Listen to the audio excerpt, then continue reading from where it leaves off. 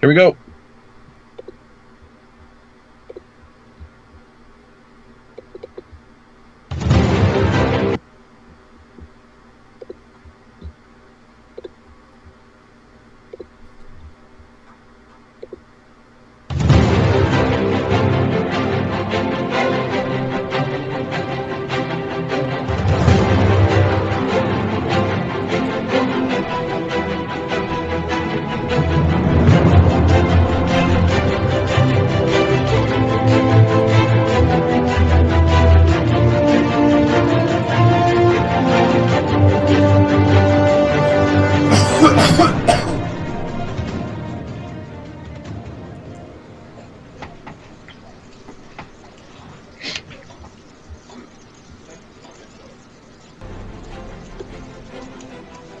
Dropping anchor in port yet once again for lusty tales of adventure. It's World Pirate Radio News, episode and show segment number 15.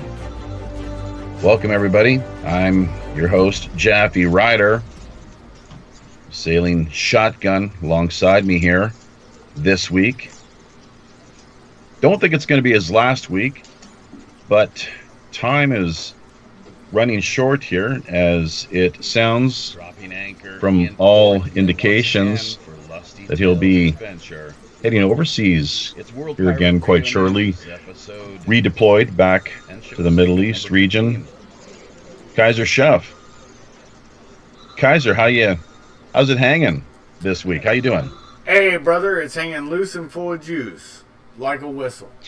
I won't finish that comment. Welcome, everybody. I don't know, man. What rhymes with whistle?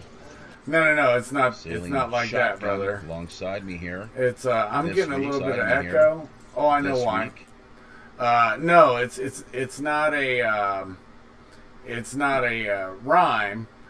It's an old thing we used to say in the '80s. It was, "How's it hanging, brah?" And you'd say, "Loose and full of juice, like a whistle. Want to blow it?" But I wasn't going to say that to you, brah. Oh, jeez. Yeah. No, I never heard that one before. Yeah. Okay. Well, we'll maybe keep the salty sailor talk to the. We'll save that for the after show. That's why I tried to not say it, but you asked me, so I had to. A little bit of comedy relief.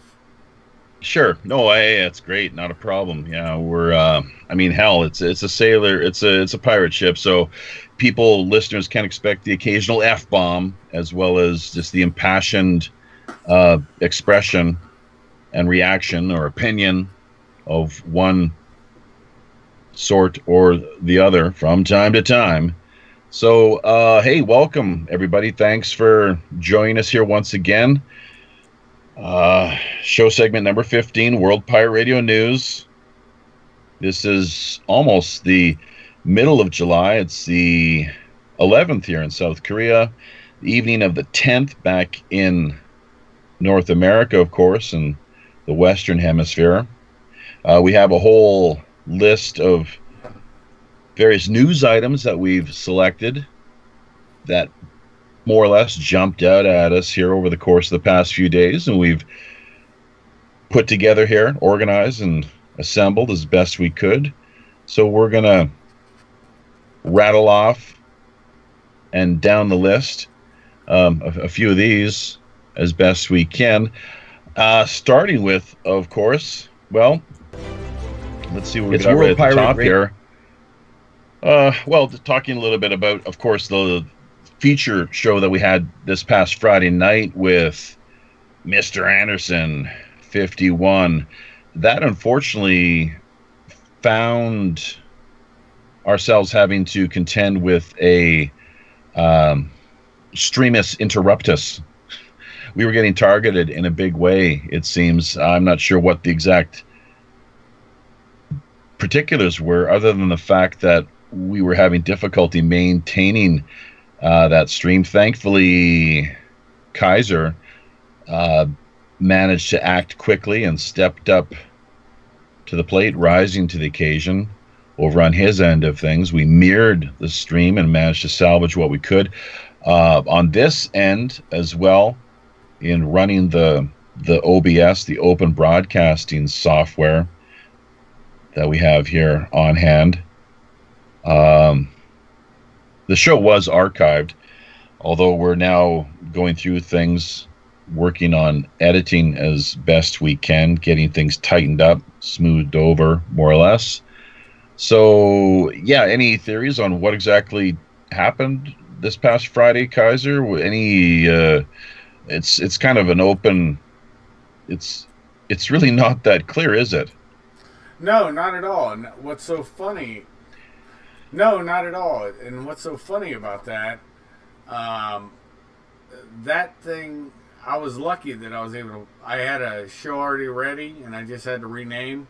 But because of that issue today, I'm mirroring it so we at least have a copy of it. And that's the important part, I think, is to keep that copy. And but yeah, last show was fine. I mean, it was amazing. Mr. Anderson, it always clicked out on him, and he can say when he was talking about classed stuff.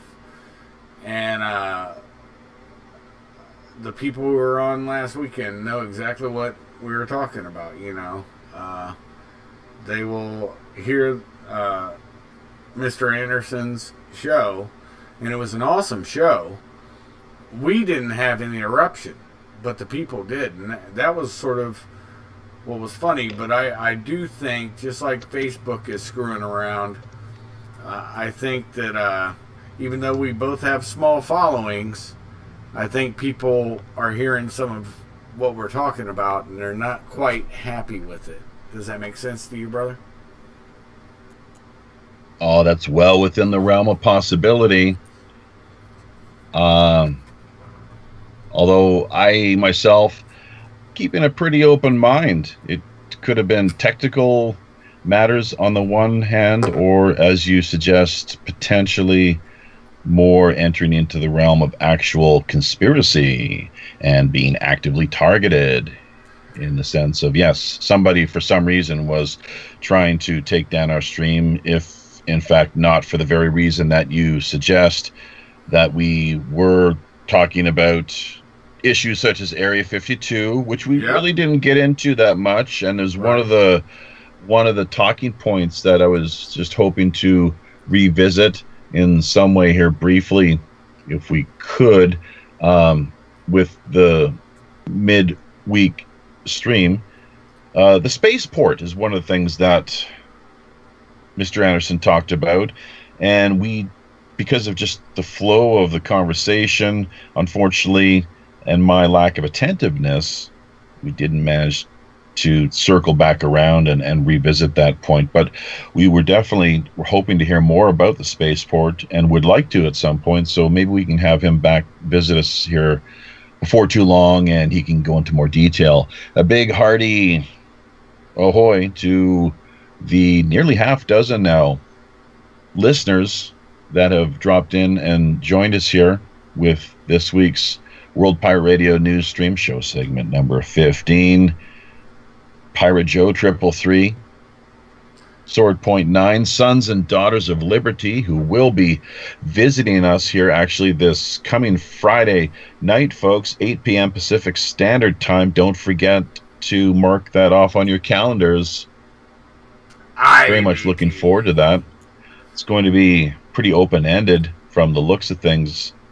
You know, the worst part about that really show, all we're going to be doing, first and foremost, as in many cases here with the show, courtesy of the Robin Hood, is allowing the guests to have the floor and have their voices heard. What's on their minds as of late. You know, the worst part about that show, Sons and Daughters of Liberty, is I wanted to really be a part of it and listen to it, and my wife gets home on that morning, so I'm probably not going to be able to make that, and I have to let everybody know why. She's visiting my son, who's in the Marine Corps, just like Papa, and so I got to have that time. We've not seen each other for 14 days, so, well, not yet, but it will be 14 days when she arrives. So you guys, please understand, if World Pirate Radio Podcast Network does not have Kaiser up in the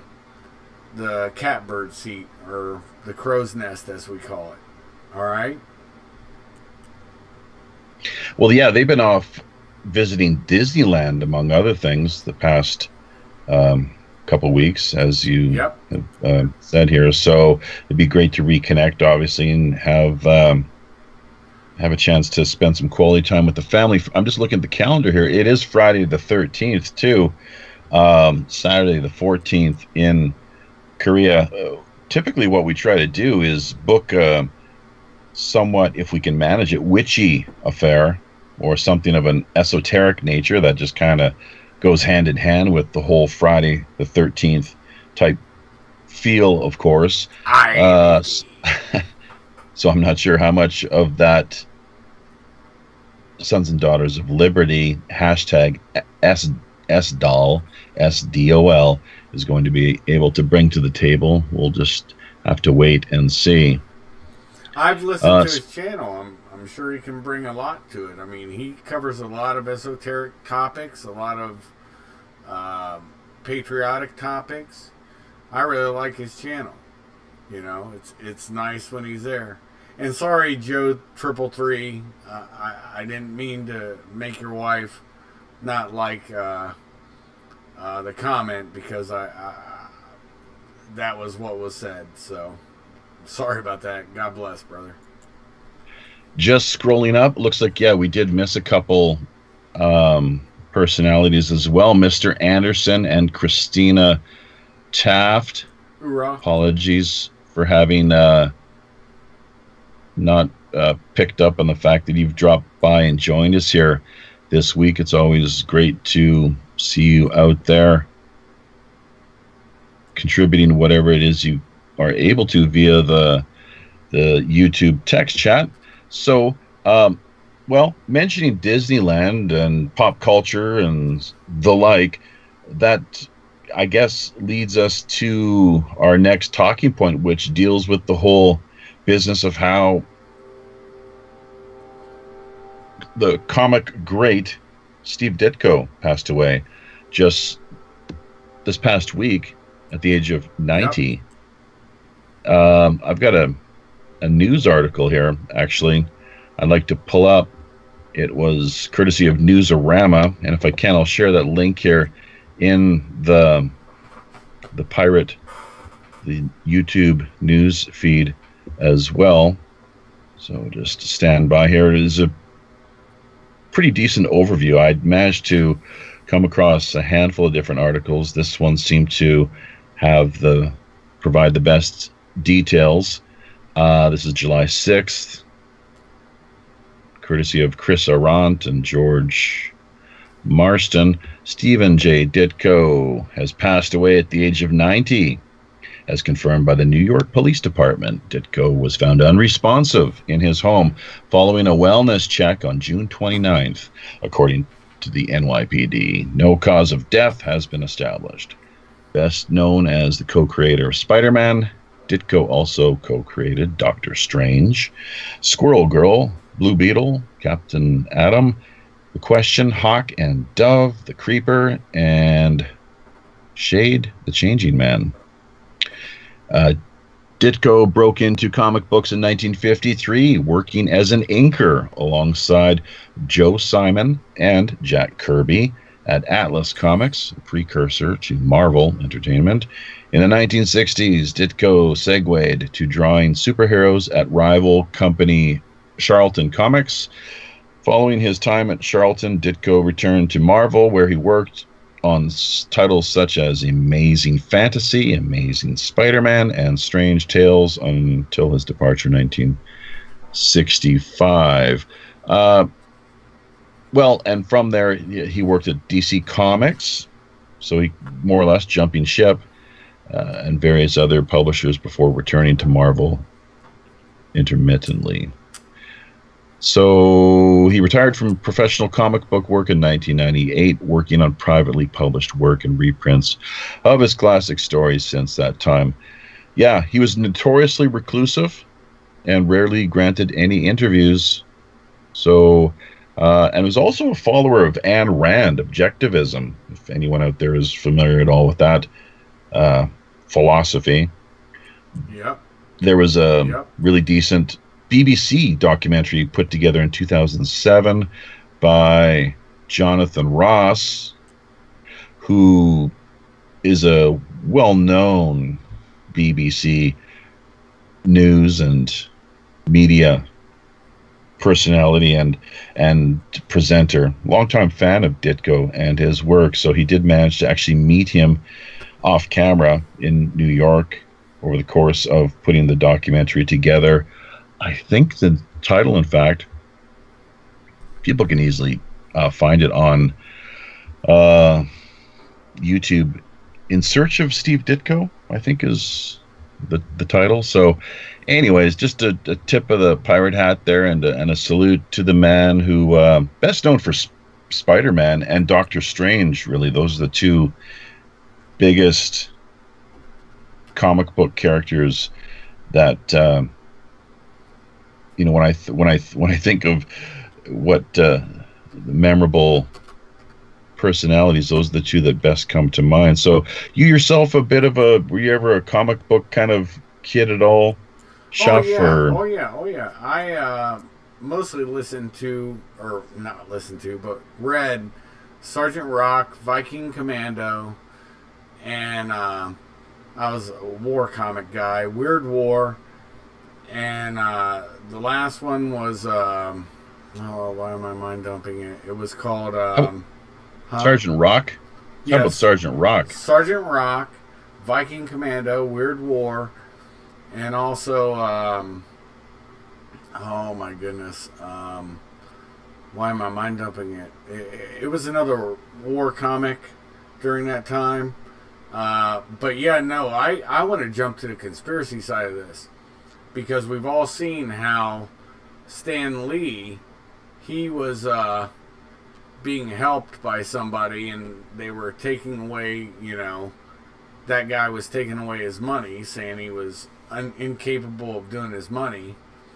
And the second thing that strikes me is that his co-creator of Doctor Strange, which does come into the movies and stuff, now what you're seeing is the death of him. And yeah, he's 90 years old, but what was his shape? He was reclusive, but how was his physical health? It kind of wonders me. Yeah, it's something to think about and reflect upon, of course. So there wasn't too many more details provided in the story that I could see, at least. So you just never know. Along the lines, I guess, of what happened to Anthony Bourdain recently, although that was more of an alleged suicide case. It is interesting to note, though, as well, that the Doctor Strange movie came out just this last year or two. Stan Lee was a co-creator, yep, along with Ditko, credited in co-creation of, I do believe, both Doctor Strange and Spider-Man, if I'm not mistaken. So, yep, something, and what you're saying there as well, with respect to Stan, that he's 95 years old now, going on 96, I guess, and the people around him they're like vultures, basically, preying upon him. It seems from the reports that we're seeing out there, of course, in the media, and as you pointed out, all about seeing how they can manipulate him and maybe have him sign off on certain things where he ends up losing a lot of money. There's been recent allegations of things like inappropriate touching toward his house staff and helpers, females. And who knows whether or not this is actually, true or accurate or not, but his wife passed away not so long ago, just in the past couple of years, and at that age, 95, 96, you can see the most recent, when he came out, actually, after he'd been hospitalized just a few months ago, and then within the next day or so after being released, he came out, and there was a brief video Skype message that he recorded, and I guess just a little stream he put together, and it just seemed, you could tell he's getting on there in age, of course, and is not maybe as sharp or cognizant as he has been in years past, of course. So that's just the thing that happens to all of us. That's the natural course of aging. My thoughts on the touching of maids or whatever that went on. He's 95. It's the same kind of schmear they're throwing on. And I'm not a fan of Bush Sr., so none of you take this way. But somebody that old, they probably don't have their full mental facilities, but what they do have is still that same male drive, which is stupid. But he no longer has a wife, you know, and I'm sure there's some pinching of booty and, you know, maybe a brushing of a breast. And people need to get over themselves, and I mean that both male and female, because who knows if some homosexual that's 95 years old grabs my Jimmy. I don't think I'd be that upset about it. It'd be like, I'd probably laugh it off. You know, or pinched my butt. You know, I'd be like, well, the guy's doesn't have his mental facilities, and that's kind of sad where we're painting old people that way. That's just my thoughts. I mean, you can counter signal me or say what you want, but that's kind of my thought, brother. You mean counter signal? You mean have an opinion that doesn't necessarily go right? Exactly. Well, yeah. I mean, it's counter signal. It's when I put out opinions or have an angle or perspective on things. It's just.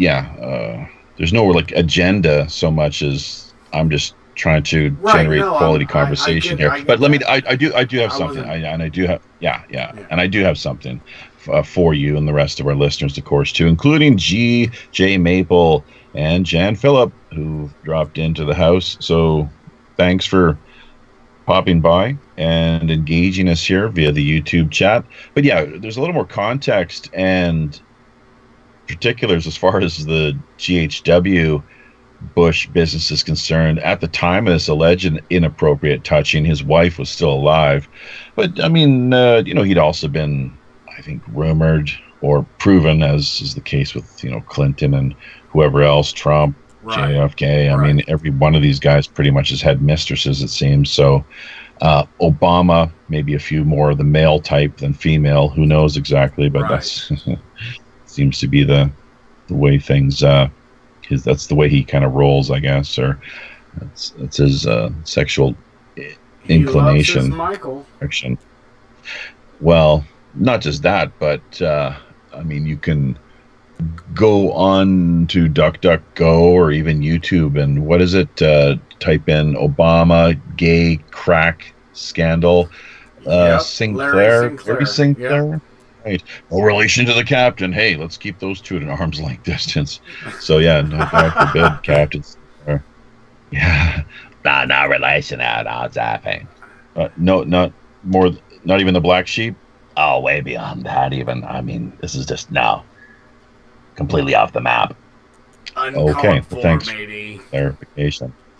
So, but no, what I guess old man Bush would say is he would often. This is his kind of pickup line, I guess, go up to some fair young attractive thing and ask her who her favorite magician was, or I'm sorry, who he would, you never guess who my favorite magician is, and then grab her by the butt, Copperfield, or boobs, or whatever, you know, it's like Copperfield, you know, Copperfield kind of thing. So bit of a play on words there. A double entendre. And that was widely reported too. That was the deal there, that he was, I guess, overheard, I think, on more than one occasion. His wife was not too thrilled by the whole thing. She witnessed his behavior, so on, I think, more than one occasion, tried to wanted him to better behave himself. But anyways, I really didn't want to spend a lot of time on that. That's these people's own personal lives, and they can deal with it in whatever manner they feel between the victim as well as, I guess, the predator. They want to work that out on their own accord. And how accurate any of these reports are, who really knows when it comes right down to it. Did you hear how the Hammonds got pardoned by Trump today? That'd be something interesting to jump into. Go ahead. Let's hear about it. Well, the Hammonds, just like the Bundys, they were fighting for Western rights, where the government had been going after land grabs, and then they killed Lavoy Vinicum, who was with the Hammonds at that time, and they were going to speak to a local sheriff in an area nearby where that whole fake siege happened. Hashtag false flag. And they gunned down an armed man. FBI, yes, their FBI, public relations campaign, not really panning out too well. It seems, the image. They got some major image problems there. Who was the FBI director at that time? Mueller? James Comey. Ah. And who was? I don't want to really delve deep into that. But the good thing is Trump has corrected a wrong, and hopefully the Bundys.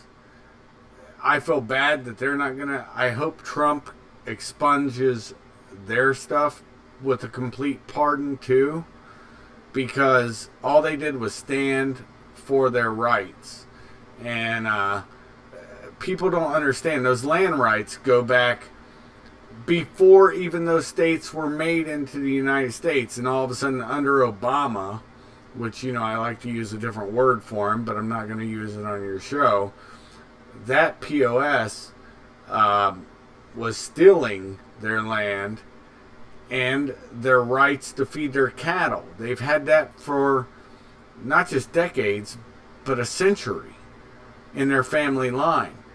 And just because you make, I've met good men from Bureau of Land Management. I'm going to be very honest. They were in Arizona. But the ones that were doing it up there, they had an agenda. They also had court people in their backgrounds and in their hip pocket. Let me rephrase that. Not in their backgrounds. In their hip pocket to where they could prosecute these men. And that was a sad case, and that's all I'll say on that. Well, Harry Reid, he is a central figure here, which I think a lot of people forget about. Let's not, when we're talking about this whole debacle, Hillary Clinton, I think, had a hand in things as well, too, if I'm not mistaken. She seemed to be kind of creeping around there in the wings and having a hand or saying things. Yeah. So, and that's actually, it's interesting too, because we had a former guest on. He was one of our first guests, Adam Go Rightly. He wanted to tackle this issue, and he's I'm not sure how many people know about Adam, but he is the Prince of Discordia, as some refer to him. I think that's a title that suits him quite well, given the fact that Robert Hentown Wilson, of course, is no longer with us, but he wanted to talk about this and tackle this whole issue at the time when we talked to him, brought him on board. And I really was not too keen on the whole matter, mostly because he was coming at it from a standpoint and a view of looking at things from the perspective of supporting the state, it seems, and trumpeting and backing, states' rights, and crush those farmers. They're bad. These freedom people, like, oh my God, you got to wipe them out. And I couldn't believe it. Where because when I think of Adam Go Rightly and the whole Discordian movement and so forth, to me that seems a lot more anarchistic and more libertarian. Almost like a spoof religion. So for me, that sent a lot of red flags. We actually we invited him to join us and be a part of the show once again. Unfortunately, we've yet to hear back from him. He's no longer on Facebook or anything because that's actually not his real name. So there was that sort of issue, I guess, that flared up and he got targeted. So it's too bad he wasn't over on Minds. He would have more of a free say, of course, and able to a voice and a chance to, like a platform to have his views and ideas heard. But for me, it really rubbed me the wrong way, frankly, that he was so persistent or insistent on taking that whole issue on, because that was right at the time where it was all going down. And this whole matter of, like, I was talking about, well, Jesus, they murdered this guy, and he's like, well, murdered, well, they executed in cold blood. And he's like, well, and just trying to play word games and semantics in the sense of, well, I mean, the state was justified, and like that kind of deal. And it really, trying to split hairs is really left a bad taste in my mouth. So he was talking about capital state, capital S state, not the small S state, which is the state you're in. Like, I'm in Ohio. It's a small S. You don't capitalize it. Yeah, you know how these people are. Some of them, they're ideologues. They're statist ideologues, where they're into the big nanny state, government, protect me. It's like, everything is taken care of, the welfare, just everything, free, which it's really not, of course, because as we all know, somebody's got to pay for all this free shit, right? Right. So right. It just, how these, like, I could easily see him being a big time Antifa supporter. Let's put it that way. Okay, I get where you're coming from. I mean, I'm not saying he is. I could just see him being that way. It wouldn't surprise me if he came out on the record as saying, well, I think they actually do a lot of good stuff, and fascism. It's like every second word that comes out of their mouth is fascism. It's like, well, what is fascism? Define fascism. So Nietzsche talked about, there's a famous quote from him, those who, and I'm paraphrasing now because I'm not very good at just remembering these sort of things off the top of my head verbatim, but those who seek out monsters should be careful that they themselves in the end do not become the monsters that they seek to destroy, kind of deal. That's exactly almost verbatim the quote. It's a little different, but you got the gist of it, and that's perfect, right, man. Because Nietzsche... Fascism. Yeah. Well, look, I don't want to get into the fascism and all that debate, but trust me, I'm well steeped in the knowledge of all the different things, and just don't need political ideologies. Yeah. Listen. We're at the bottom of the hour. Yep. Yeah, we're at the bottom of the hour here. So just a quick update. We'll turn things back to you. Just to remind people, listeners, it's episode World Pirate Radio News show segment number 15. Glad you dropped by and have chosen to spend a little bit of your day here with us. We've only got another 20-25 minutes left. The way things are in place here and how we've got everything set up and laid out for you. But the half dozen people, including GJ Maple, Joe 333, Pirate Joe out of Korea, Jan McPhillip, scrolling up here, let's not forget Mr. Anderson and Christina Taft, and Sons and Daughters of Liberty as well. Hope we didn't miss anybody. swordpoint9, back over to you.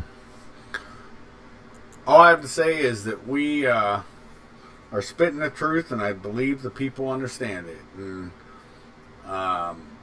that's the whole deal with us, is we're going to do it no holds barred, but we're also going to, if we're wrong, we'll be the first to correct ourselves. Nobody will ever have to correct us.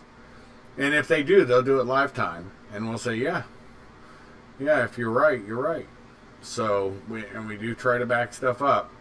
Now, what was the next subject you wanted to talk about, brother?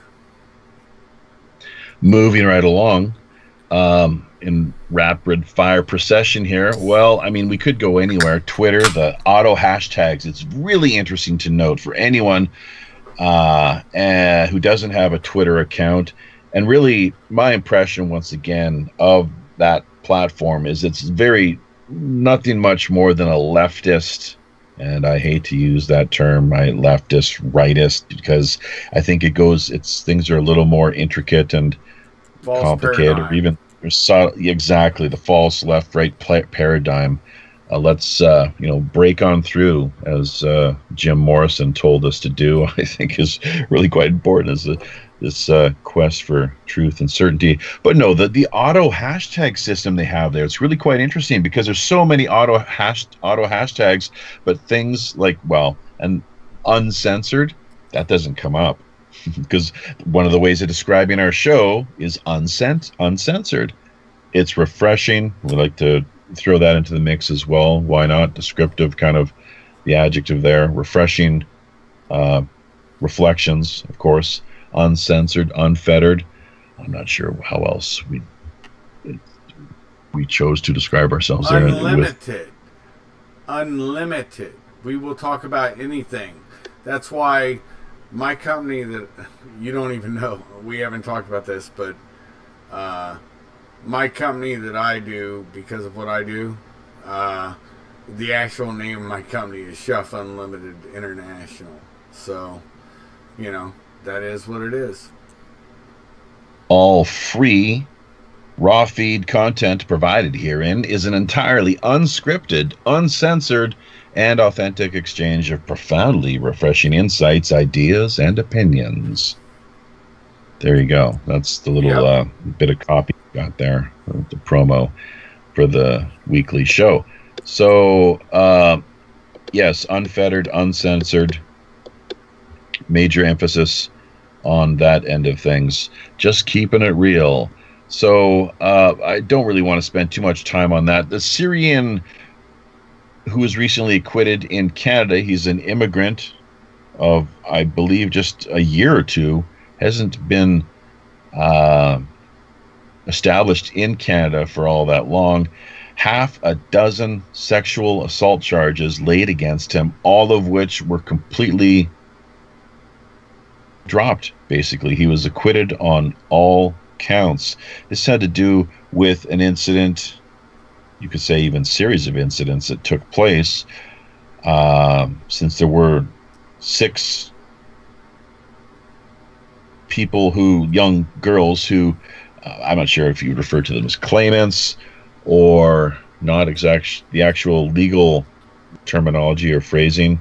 They're lodging these complaints, but stating that at the West Edmonton Mall, in the pool that they have there's a large, I guess, like a mega pool. Everyone jumps in the water, swims around, frolicking and fun. That he was able to get off and be recused of all these charges completely scot-free. And some people are saying, no Sharia in Canada. The reason that that it's believed, and I couldn't find any real details on the matter, but we've actually got one of the photos that we have here in this week's slideshow kind of lays it out, talking about Islam and the way that you can get away with this sort of stuff if these women they're kafirs, which are kind of like cattle in the eyes of Muslims. Just like second class. Just like the Goyim, they're cattle. Right. Yes, exactly. That's right. And with the way that's these the radical kind of racist Jewish type people, from their perspective, the non-Jews, the Goy, exactly the same kind of deal. That's right on the money, bang on the mark, the kafir. And hey, you can get away with that. It's interesting too. You do mention Judaism. I guess Talmudic Judaism. It states within the in multiple places in the Talmud, which I think is really, when it comes down to it, just a collection of commentaries that emerged throughout, like the Middle Ages, basically. But that you can freely kill the Goy, you can rape them, you can steal from them and lie, just as within the Islamic tradition with the takfir, I believe it's known. It's like, hey, we can lie to them, like they're just, we're Muslims. What the hell? Who are these people? They're they're lower than us. They're second class citizens, if that. So, but yeah, that bit of an a lot of Canadians not too happy about the whole matter, frankly, at all. And that this is once again, this is the state of Trudeau's Canada. Now, while I'm not a fan of the guy, Stephen Harper, I really wonder if this would have happened under during his time in office, for example, or if there were like a Trump type character, let's say, although good luck finding any of these billionaires in Canada, and really that's what it's going to take, I guess. The Arabic word you're looking for is takia, and takia means you can lie to the kafir, the unbeliever, sure, and you can do whatever you want to them, and even exact a tax called the jizya. And I just can't believe, Jaffe, that right now we're talking about two so restricted subjects of those protected people, the religion of pieces and the other religion that, nobody shall say a bad word against because Musik's Gurullian. Because what? You can't talk about the other religion because Musik's Gurullian, Musik's Gurullian keeps reoccurring in history, and everybody. Hold on. It's coming to a little gobbledygook. What do you, in plain English? What are you saying? Because of what? Musik's Gurullian. What is that? Musik's Gurullian instead of 6 million. I say 6 Gurullian because it's never ending. It's always 6 million. Look back in history, folks. You'll see it's always 6 million every time there's another Shoah, and that's all I'll say. Well, it was a must-be. They needed it to bring about the state of Israel. It's Hegelian dialectics, folks. Problem, reaction, solution. Without the Holocaust, there would have not been an Israel. The reason being because the whole push to bring about a segregated homeland for the Jewish people had very little popular support. It was an elitist pipe dream. Back at that particular time, they needed that. Who are the elites?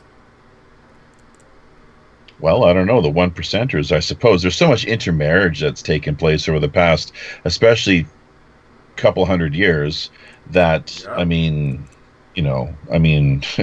right. But it kind of goes back to what I think we maybe were talking about last week, not so long ago, how in the mainstream media there's endless talk about the racial divisions and differences, but so little emphasis, it seems, on economic disparities or the distribution of wealth, for example, and the class consciousness. The way that they've got people thinking is in black categories of colors, black and white, and green and pink and yellow, when really it's a hierarchical stratification, not one that operates on a lateral basis. It's more kind of, if you look at the pyramid, folks, who's the, I mean, it's the eye of the pyramid, is it not? Who the fuck is the eye of the pyramid? You look at 1%. You look at two things. Well, not two things. You look at several items on this. And this is where I'll end with this on this point. The media, who controls it? Who controls finance? Who controls different things? And you always come up with the same thing. Now, it doesn't mean they're all bad. Don't take me wrong. But see, here's another thing. When they say you're anti-Semitic, that's meaningless. The word, it means nothing. It means nothing except it is the Semitic tribe, and that also includes Arabs. So when you have Zionists who are all about, the more apropos point, and used to be liberals understood it, was Zionism is a thing, Jews were different. And now, because we started saying Islamo-fascist, they had to quit using Zionist because it had the ist at the end of it. This is the way I see it. And they don't see that, and instead they'll call everybody, and I don't know, man. It's just so convoluted with their little newspeak. Orwell has to be twisting right now. That's my 2 cents on it. Have you seen the George Orwell group we've put together and have in place over on Minds.com? Not yet, but you know I'll be there. You might want to drop by. We'll shoot you a little invitation there and you can check it out. It's pretty cool. Yeah. So a lot of great groups over on Minds.com. We've only got about another 15 minutes or so. So anybody that does not yet have a channel put together over on that platform, by all means, take a few minutes to do so. Yeah, big time. And don't forget to tell them that you heard it first here via World Pirate Radio News. Jaffe and Kaiser, show segment number 15. Shoot us a little private message, and we will happily take a few minutes out to do our best to show you the ropes. Not only that, but let me just say on this whole matter of Minds.com, and there really is so much to talk about, folks, believe me, along with the Vietnamese tsunami that is just completely... Oh, God. John initially had talked about scaling issues. So I think they've kind of, you know, the Asian tsunami. This is a test of what's yet to come here as their brand name and image, not just so much image as name recognition, continues to grow as far as people looking for a viable alternative to places like Facebook, Twitter, and so forth. That they've got to work on this. Obviously, it's a little tricky with it being an open sourced outlet, so we'll see how that goes.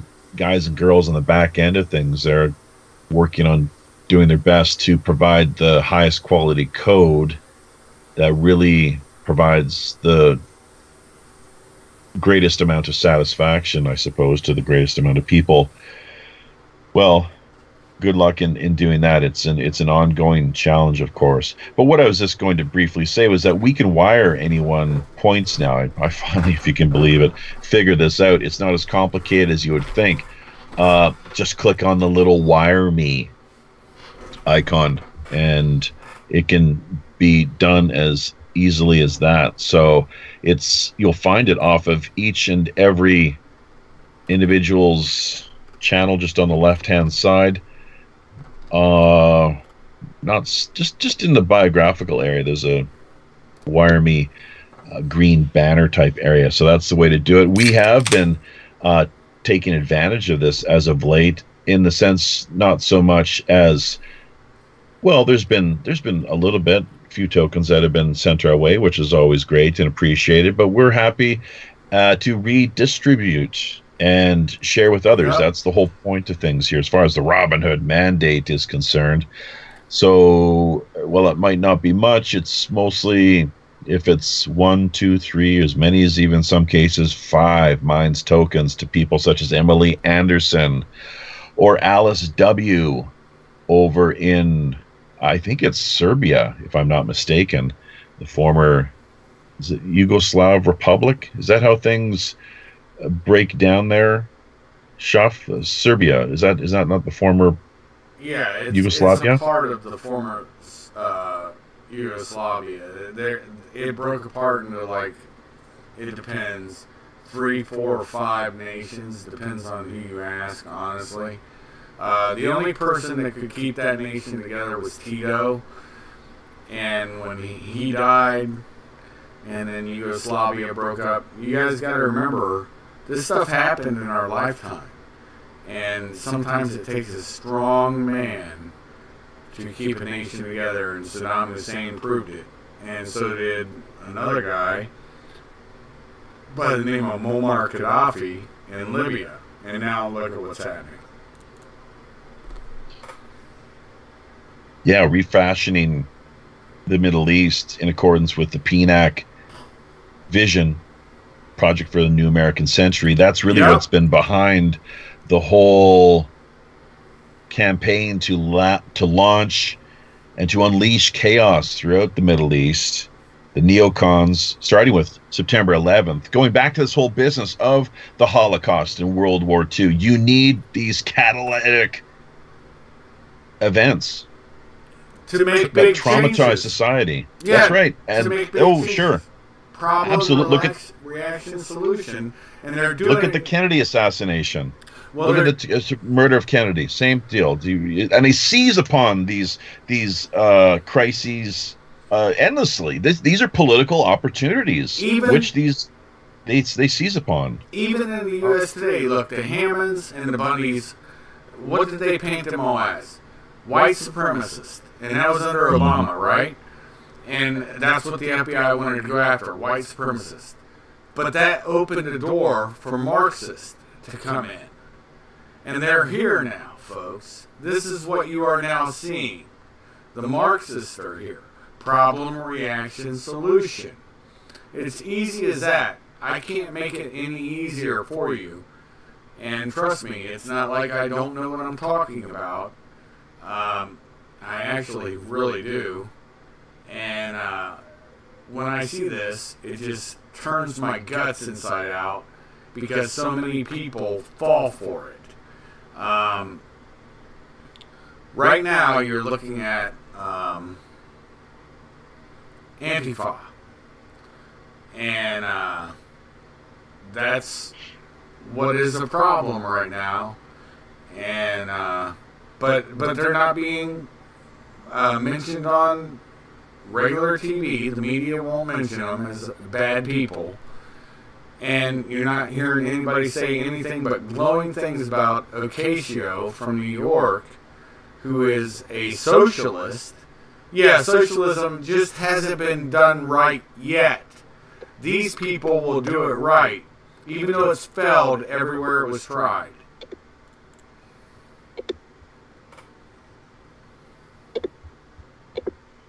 So it would seem. I guess it succeeds for some people. Some people manage to capitalize and cash in. It's socialism has worked quite well for the special few who from elites. Well, yeah. Oh, absolutely. Yeah, that's exactly who it serves. It serves the rich. You can see that in textbook example. They talk about communism being a philosophy and doctrine of equality, egalitarianism. Why is it you've got such a select few number of wealthy Chinese communists throwing all this money at their children as they head off to the West, places like Vancouver, snapping up real estate, not at market value prices, but at elevated, exaggerated prices? People not willing or interested in selling their land and their houses for $500,000. These wealthy communists come in and say, "Hey, fine, we'll buy it for $1 million. You don't want to sell for that? We'll give you $2 million. Whatever it takes." And believe me, these pieces of real estate and properties have been selling. So at the same time, but wait a minute, here's the thing. So egalitarianism, but back in China, why are there so many poor, starving Chinese people who are barely even able to get their hands on their next bowl of rice? It's that much of a struggle for them. Is that egalitarianism? And that's why they've had to drop the facade, and because it's all been just a big dog and pony show, of course, and now it's like, well, okay, we'll kind of shake up and shift the narrative a little bit here as far as the talking points and the way that we're basically programming society. How we're mind controlling you. Just it's never. It's 2 + 2 is 5. Go ahead. It's never for thee. It is for me. Could you imagine, Jaffe? Okay, this is your show, right? I love coming on. It's our show. Well, man. It's our show, but I mean, you're the proprietor. Let me rephrase that. Okay, I think we co-work together. I think we have a good Chief Communications Officer. Yes, sir. Yes, got that right. There you go. Okay. I try not to step on you. You try not to step on me, but you could always do that because there's a respect thing, okay? That's one thing that Marxism gets wrong, and so does socialism. All forms of socialism. And it's because it's not for thee, you and I, it's for me. whoever the power person is. And they will take from thee, all of thee, to make them grandiose. Be able to buy those properties and spend exuberant amounts of money on it. And that's just sad. It's pathetic, actually. But people around the world will buy into it because I get MUF-free medical care. I get MUF-free benefits. And it's what the Soviet Union, when it was still in existence, remember I was on the wall. When the Soviet Union still exists and there was still a wall, at least we had a physical reminder. And the funniest thing was, their whole philosophy was, you know, hey, you guys go suffer, we're going to be fine, so you can stand in toilet lines for toilet paper, but hey, if you don't get it, use your left hand, just like Muslims.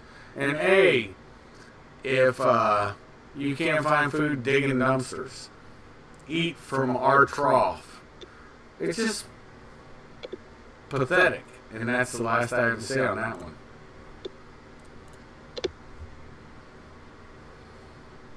And we don't really have that much time to carry on here for too much longer. Coming to the top of the hour here, just going to quickly rattle off a few more of the talking points that we got here.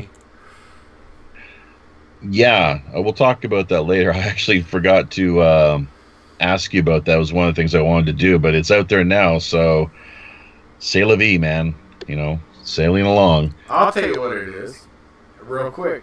That was a training area I was at, and it was a funny picture we took, and all those different guns you saw there were guns we had to familiarize people with for a certain area we were going to, and it's that quick of an explanation. So, well, you're dressed in traditional Afghan garb as well, too, are you not? Yeah, I was going to Afghanistan, and so were the people we were training. What do they call that hat? That's a pakul. And my first time in Afghanistan, that's what I wore, and then when I went down south, I didn't wear it anymore. In Kabul, you can wear a baseball hat. I mean, don't want to get esoteric into it, but yeah, man, that is. All right, a few more of the stories that we had hoped to get around to discussing this week, just not going to have a chance. And it'd be great to get more into the whole Afghan history and story as well, too. It's a fascinating area to discuss that we could go on endlessly in hashing over, including the bombing of the Bamiyan Buddhas, which really set me off. Yeah. Up until that point, I had no idea that Buddhism had even found its way into that region of the world. So thanks. Way to go. Was it an Al-Qaeda? They were the ones that, this... It was Al-Qaeda, and it was prevalent. And actually, Buddhism was taking over Islam, and that's why they did that. Islam, yeah, as it does so often, it came into the region and basically squelched or stomped out, eradicated the existing religions and so on and so forth. So that's the thing about Islam, folks. Once it infiltrates an area, it never retreats or leaves. Spain is the only historic example, apparently, and that was after a 400-year battle, I believe, to drive them out. So there you go. 400 years. Yeah. All right. And speaking of which, we'd be great to get Bill Warner on the show here at some point in 2019. As things are, we're pretty much booked up for the balance of 2018. There's a few little gaps in the schedule we're working on finalizing, I suppose, confirming, and that are still more or less in flux. So if you, the listeners out there, have any great guest ideas, show topics or themes you'd like to see covered on Friday nights, do let us know. Shoot us an email at pirate1radio@gmail.com or pirate1radio@protonmail.com. That's the best way of doing things. So once again, though, just getting back to the list of stories here that we had hoped to address, just not going to have time. recent reports of now a man threatening to kill Rand Paul and his family with an axe. Well, okay, we're not. Once again, it's what a story. Not going to have the time, but we could talk about that for a while. I'm sure. I got to bounce here soon. Oh, okay, yeah. China already at war with the U.S. Sun Tzu, The Art of War, of course. Let's see, Yellowstone volcano. It's been acting up the last little while. Oh, we can't do that now unless it's right. Well, hang on just a second here. Let me just keep on rattling off these what we're looking at here. But Iran claiming, I guess, that Israel's been using weather warfare technology, I think, against it, is what they're trying to say. This is according to the Giza Death Star report. Joseph Farrell, of course, the pardon that Trump recently issued toward the Oregon ranchers who had been targeted under anti-terror laws, folks. Yep. That's what they've been crafted for in the first place. It's to target you and me. We're the terrorists. Yes, indeed. Look out for that. Hell's Angel Associate wins lotto while in jail. Imagine that. How do those sort of things? How does that ever happen? So yes, hackers compromised the data of 21 million Time Hop users. Never heard of Time Hop until this the other day. Clinton, the old witch there, is she going to be running again in 2020? Some talk about that at the present time, as well as the fact she might be dead. So there we go. Let's just, I guess, scrolling up. Yeah, we'll leave it at that then for now. Much love, y'all. I got to go. I love you, Jaffe. All the people on this page, you know I love you. And I've got to go. But I will talk to you guys all next week. It'll be my last week, maybe. We'll find out, because things are happening. But God bless. Be well. All right. You have a great night, and hopefully we'll be able to have you drop by and join us here this week with the Friday night feature show as Sons and Daughters of Liberty, a.k.a. Drew Lima, drops by to join us. I'm hoping to, but my wife comes back, so we'll see. All right? Oh, yes. Right. Yeah, sure. Well, we might have to pull somebody up from out of the pirate bullpen then, or maybe along the likes of Mr. Anderson or someone of that type, or I'll just have to fly solo. Much love, brother. You know that. All right. Okay. Yourself as well. Happy sailing. You too.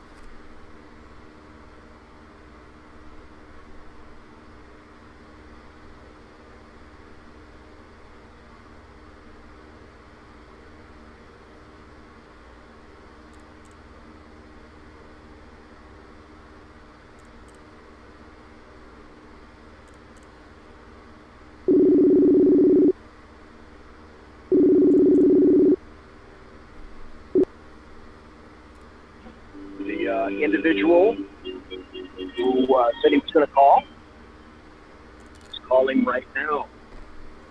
Now, in the first hour, we talked about Brett Kavanaugh, about SCOTUS. I had a bunch of happy stories. I had a ton of happy stories. And the second hour, as promised, we're going to talk to Kaiser Schuff. So, Kaiser, chat at me, sir, to make sure I got your mic levels okay. Hey, how's it going there, brother? Excellent, excellent. Okay, good. Good levels. And I can hear you great. This is wonderful. That's what I'm saying. The miracle of the internet. Oh, God, it's great. And number one, I'm happy as hell to see you on the show. Number two, it's like the congruence and the confluence of everything being right in my life right now. The phone works. The air conditioning in here is great. We're going to talk to you for the rest of the hour. But first, before we go there, for people that may not know you, can you give me about a couple minute summary of who you are, and particularly what you've done, because your specialty is the U.S. military. Well, my specialty is police and military. Okay. I was a military policeman. I started out at 17 in the Army, United States Army, when there was still a wall up, folks. Then I went on into the Marine Corps as a 5811. 95 Bravo is what it was called. Now it's 31 Bravo in the Army. And I was a 5811 military policeman in the Marine Corps. And I left that, went out. I was a union iron worker, put myself through college, got on with my first federal agency, which I never talk about, and everybody knows this and why. And I stayed in the National Guard while I was a union iron worker, getting a couple different MOSs. Built my resume up. After that, I went to work for DLA, Defense Logistics Agency, as an investigator. And then after that, I went into Immigration and Customs and worked at a Detroit field office. And, you know, I'm not from Detroit. You know where I'm from. And then after that, I started contracting in 2005. And January of 2005. And that's what I do to this day. I'm a security contractor in places you don't want to visit. And that's it. Let me just say, because you named all of the places that you've been on the last time we had you on the show. And literally, you have been all over the damn world. And when you say you're a security contractor, you do a lot of stuff that obviously, because of the nature of the business, you can't talk about. But the reason that I value you is because, number one, you are a cool cat in and of itself. Even if, you know, depending upon what you actually did, you're just a cool dude yourself. But also, you have insight into the military and the military mind, the military process, the military designations. I can tell you all about the law enforcement stuff. You can tell me about some law enforcement stuff, but your forte really is the military. Right. So that's why I value you, because, number one, you're a cool dude, you're a great brother, and I really appreciate that. And number two, you know, like with a capital R, capital D, you are the real deal. Yes. So that's why I also really enjoy having you on the air. Let me back up a little bit. I'm going to talk about something that we did with another individual last Saturday. And people, I shit you not, Kaiser Schuff and BZ and Alan Thomas, who is a paranormal investigator. Great I've guy. had him on the show before. Yeah. And Kaiser has also had Alan on his show before. Oh, stop. Let me stop right there. Kaiser, tell people where you can be found, where your show can be found, and some of the social media sites that you have. Because if I want to make people aware of, you have your own show and you do your own stuff. So tell people where you can be found.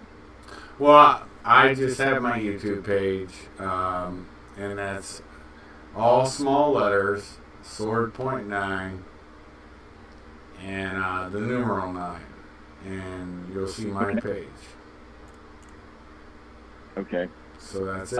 And again, you have a ton of people that are of like mind, like you. That is to say, people that are of a military nature, that have done a lot of things involving the military. And I think that's why, folks, if you want to listen to another great viewpoint with a military interest and centered around military topics, items, etc., swordpoint9 on YouTube, that's where you need to go. So now, having said that, let me back up a little bit. Kaiser is going to be taking a job and going somewhere, and so he wanted to make sure that the three of us, myself, himself, Kaiser Schuff, and Alan Thomas, got on a show, and we just went and ranted and bullshitted about stuff. And it we was thought, okay, epic. Oh, we thought, okay, well, we're going to be on for an hour or so, or maybe 2 hours or something like that. Well, The first hour was a rock and roll riot because essentially that was us trying to get together and try to figure out how to conference call all of this stuff.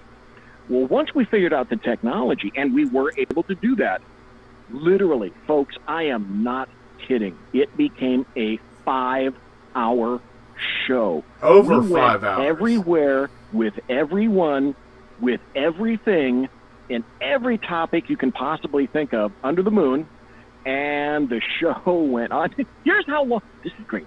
This is how long the show went on. Alan Thomas was starting to get looks from his wife, which translated to, Alan, you've been on the air too long. Come and do something else. And Alan basically said, yeah, the wife wanted me to go shopping. So Alan left for a while.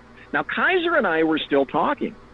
We talked for so long that Alan Thomas came back from shopping with his wife and then joined back in the conversation. And then it was a rock and roll riot from there. Now, the other thing I have to tell you is that it was an adult show. Perhaps maybe adult beverages were involved in some fashion. I can only confirm this from my end. Of course it was. Because, as people know, I am wont to imbibe Kettle One vodka every now and then, but only little bitty weeny sips, I should tell you. But the show just became more rollicking and riotous. To my knowledge, I do not know of anybody recently that completed a 5-hour show. And like you say, it was absolutely epic. It was. What I'd like to do, Kaiser, is I'd like to start with some politics and then maybe run it up into some.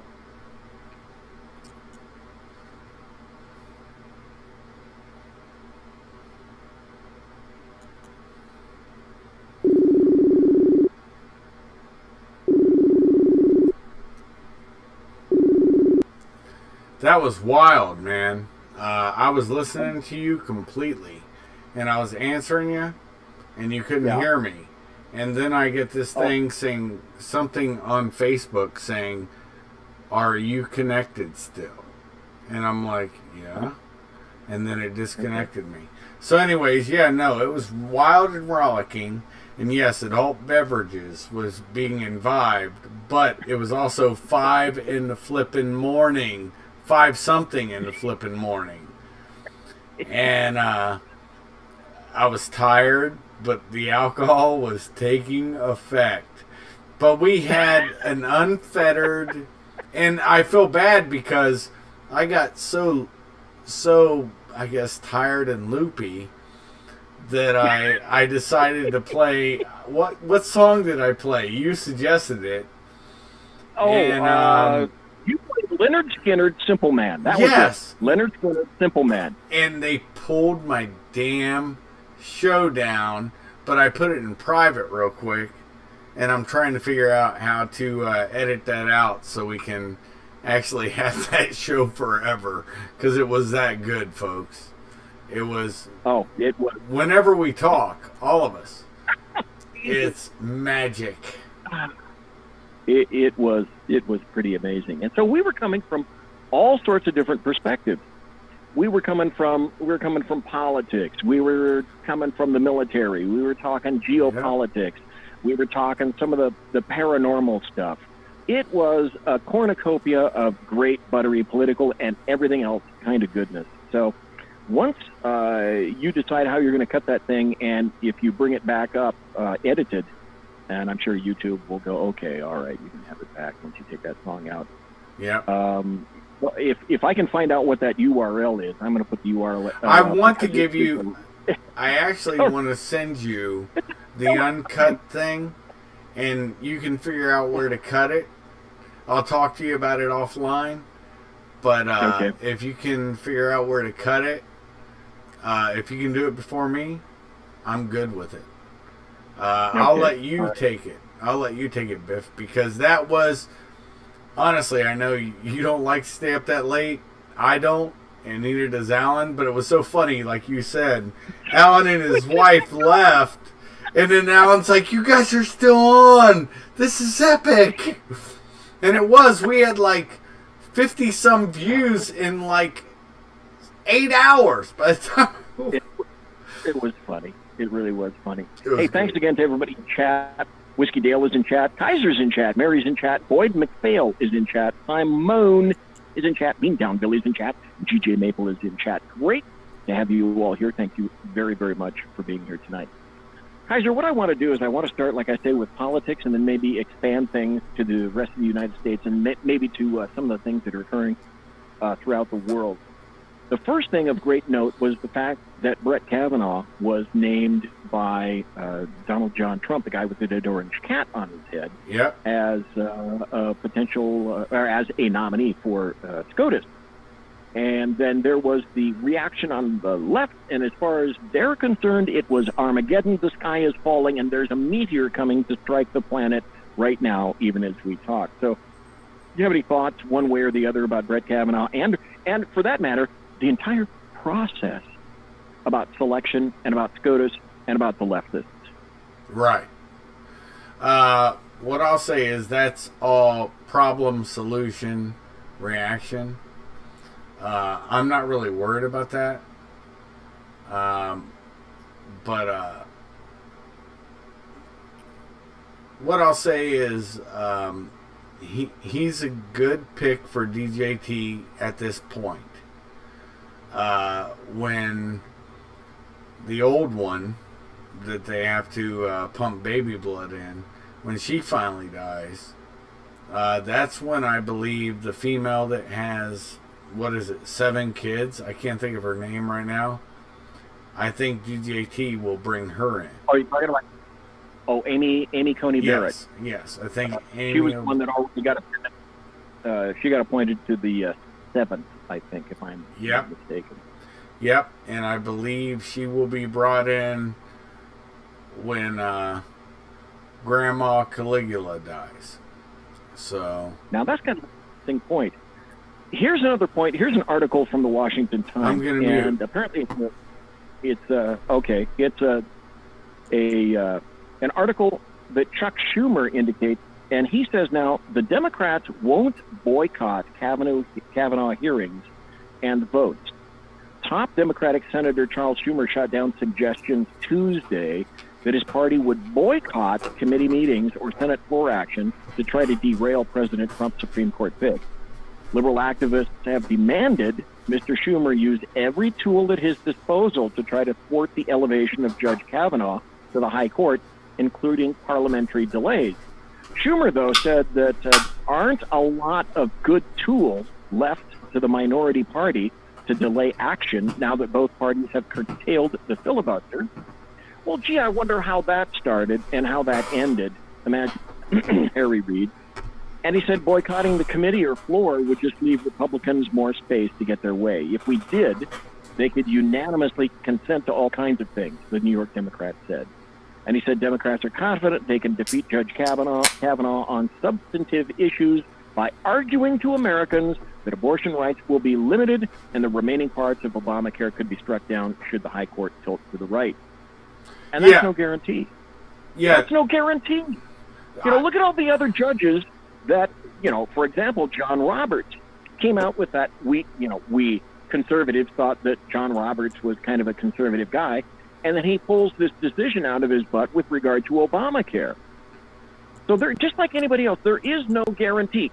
Kaiser, can you tell me if there's a guarantee that anybody that's nominated to SCOTUS is going to stay on a strict path that people think that they got nominated for? No. I don't think that happens. It doesn't happen, and honestly, with Kavanaugh, it would never happen. He's a strict constructionalist. And I've also heard this fraudulent thing where they're saying, if Trump gets impeached or, you know, we're going to do something, he will listen to his master. No, Kavanaugh is a free-thinking human being. And yes, honestly, I think he's a just man. And I'm not carrying water for Trump, so don't think I am. I just think that we're going to see a reshaping of the court, and I believe this is why the libs are going. I hate to even say liberal, because that's the progressive wing of the party, and the Marxists and cultural Marxists and the socialist wing of the party Ocasio being one of them, out of whatever it is in New York, whatever borough she's in. Right. What I see is they are afraid that they will lose control of the courts because that's the only way they can push their fucking agenda. And that's my opinion, Right. and I am the foremost expert on my opinion. Thank you. Thank you for that. That's honesty and clarity like I never value it before. Now, Right. having that been said, Mitch McConnell, who happens to be the Senate Majority Leader, spoke on the floor of the Senate, I think, Monday, talking about the Democrat opposition to Trump's appointment. And he made some interesting issues. He pointed out some various issues that I just talked about, and that's this. He said back in 1975, they assailed the leftists, assailed the nomination of John Paul Stevens. They said he lacked impartiality and opposed women's rights. Yep. So these far left groups have been at the same scare tactics, he said, for over 40 years. The far left rhetoric comes out every single time. And what he says essentially is that, you know what? The apocalypse that they keep saying is going to come, it never really arrived. It never really gets minorities, dissenters, and other disadvantaged groups. That was about Justice Souter. And it's always about.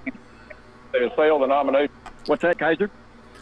I was just gonna say I didn't know you were playing something, man. I'll shut my mouth. So play that, and Hey, I'll say it afterwards. If you want to interject, if you want to interject, just say, "Hey, stop a second. I'd like to say something." And John Paul Stevens.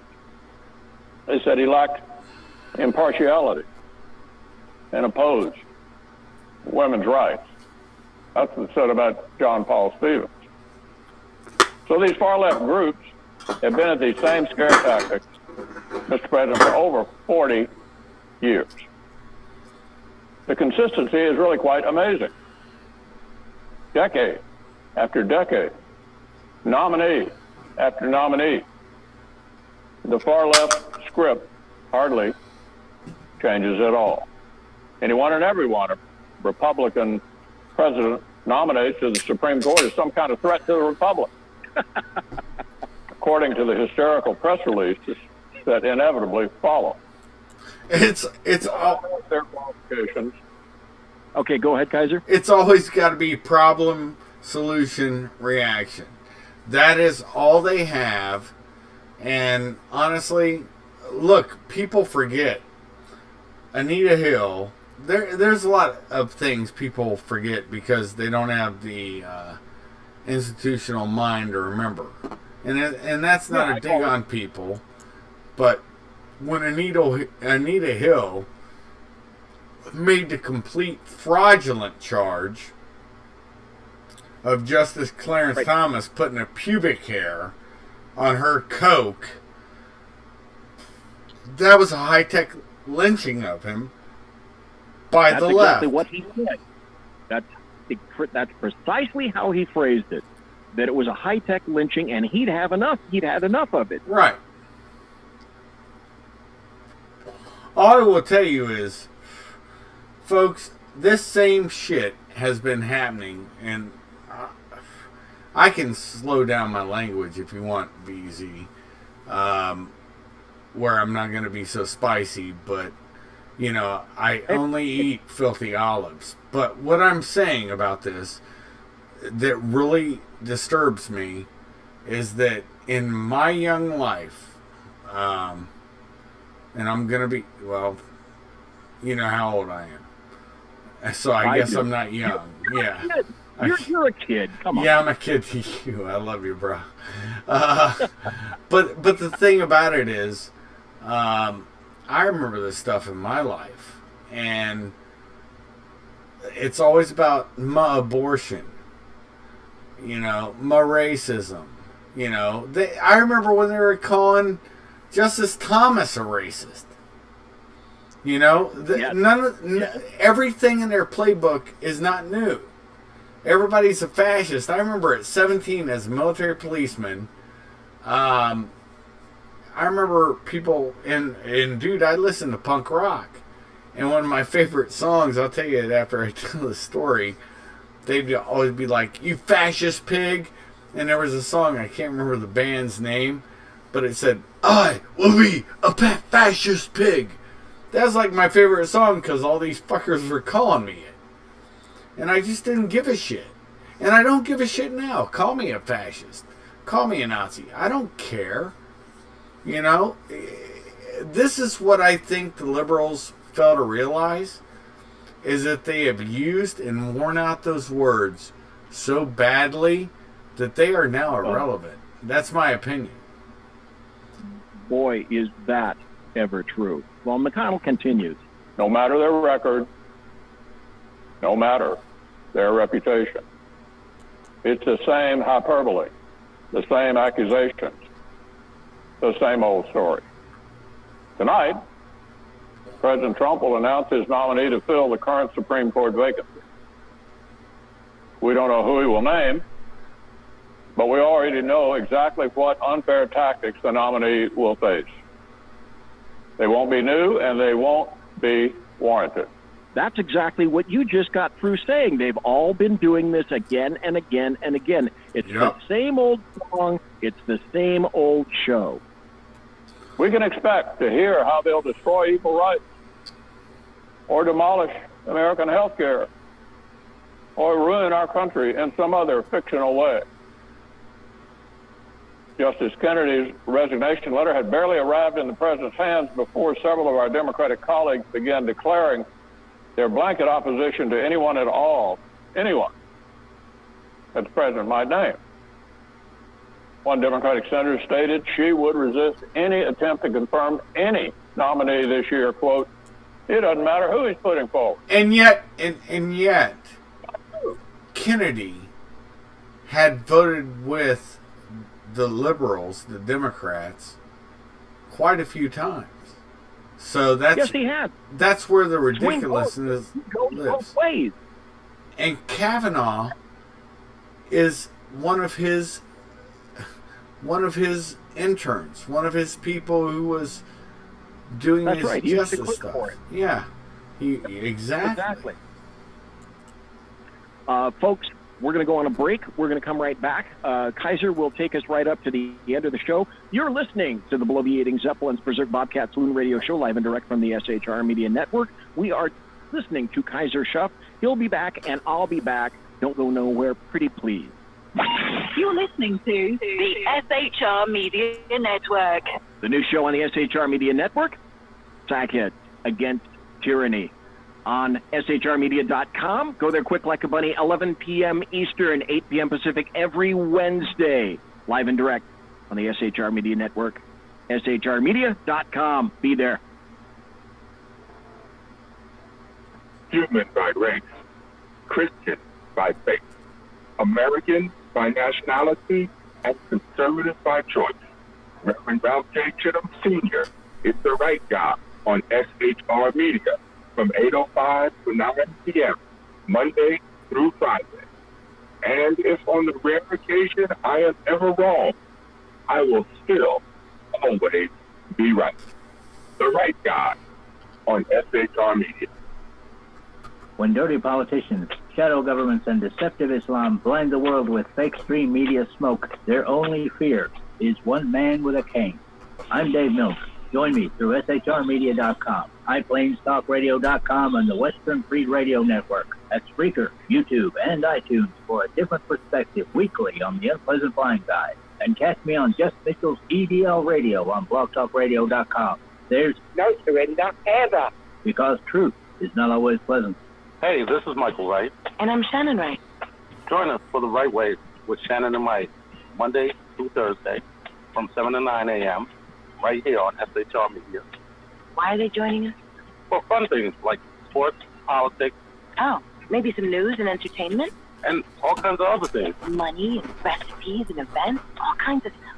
Yeah, so join us Monday through Thursday, 7 to 9 a.m. here on SHRmedia.com.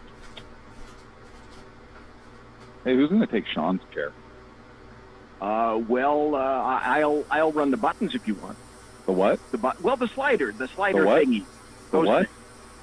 We have those? Yeah, right over there. Where? It's on the board. That damn technology. Fucking technology. What are we going to call it? Call what? The show. What? The show. What show? The new show, Wednesdays. Every Wednesday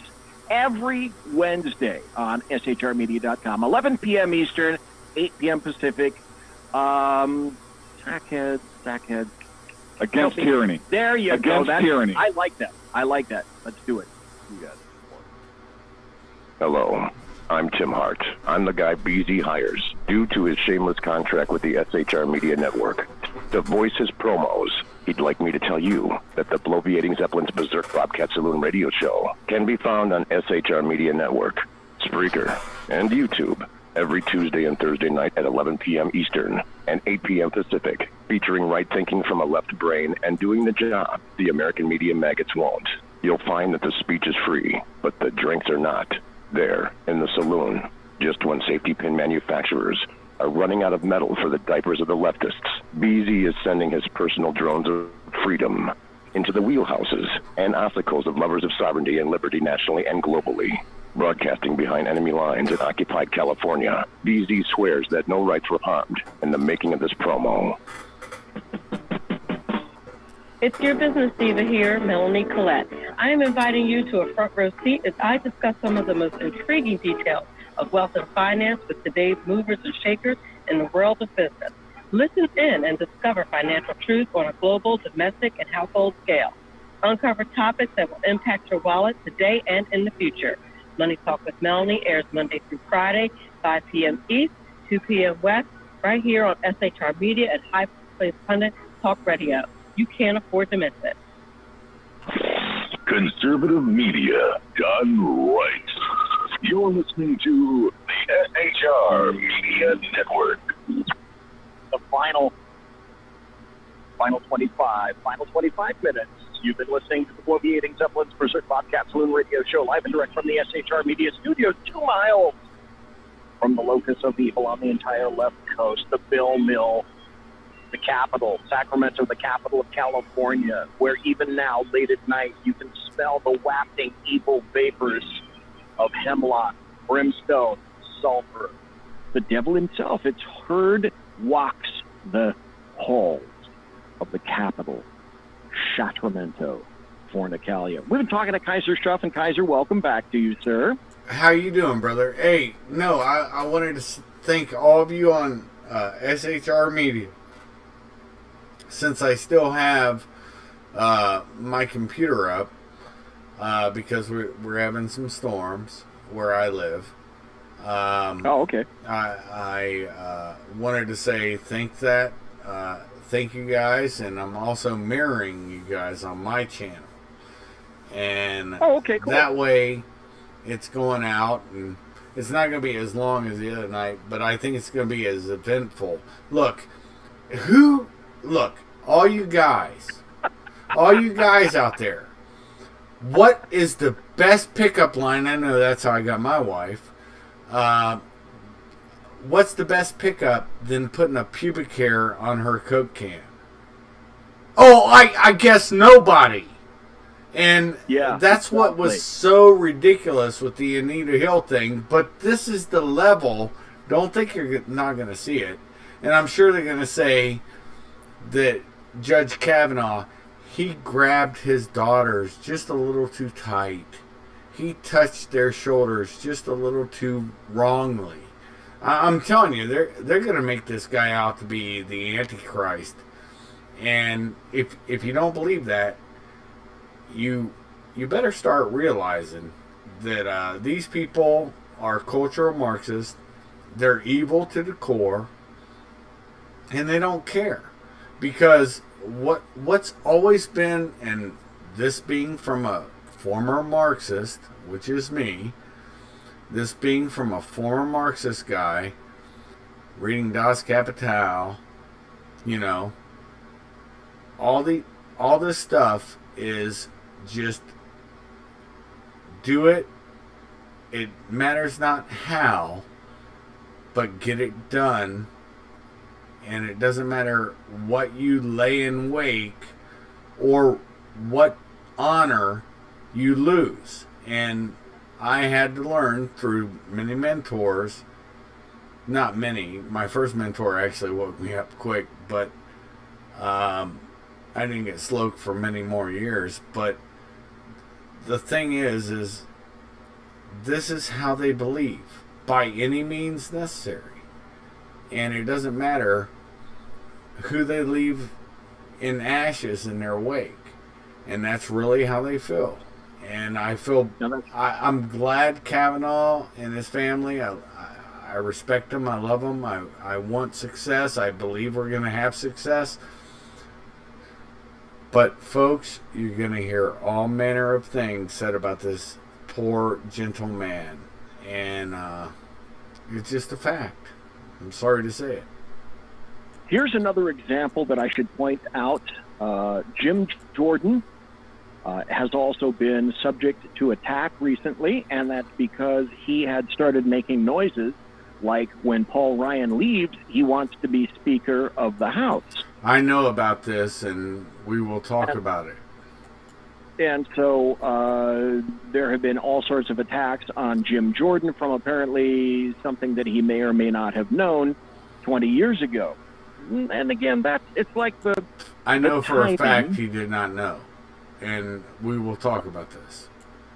Okay. Well, all right, then there's a feather in the cap of Jim Jordan for that, as a matter of fact. But as you so well pointed out earlier, it's the same thing.